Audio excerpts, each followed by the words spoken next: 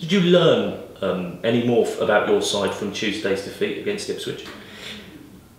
Look, I got to be honest, I watched the game back yesterday and I was thoroughly delighted with our play. I really was. I mean, there was actually a spell in the second half, about 15 to 17 minutes, where our goalkeeper didn't actually touch the football.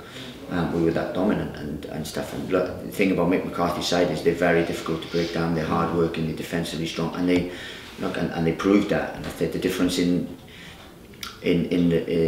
why we lost the game was, look, they had that little bit of quality up front in terms of Dave McGoldrick, and we didn't quite do our defensive responsibilities right, which is a thing that is probably the difference between Championship and what we're trying to do right now.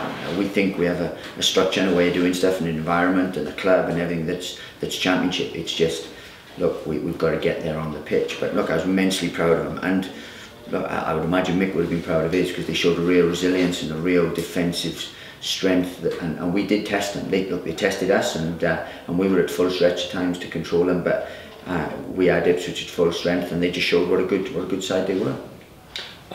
Obviously you're turning heads, and a lot of people are taking notice of you as a manager. Do you, though, as a young up-and-coming manager, use the experience of adversaries like Mick McCarthy when you get the opportunity to ask advice and talk to him about his styles?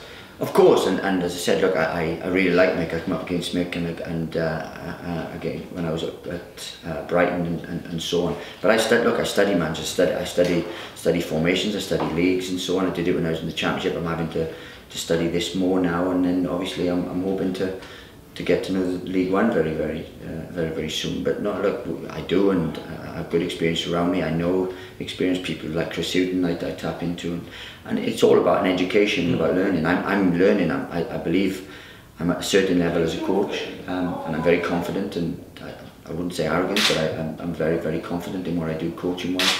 But as a manager, I'm learning, and I've managed to work with some real good people, you know.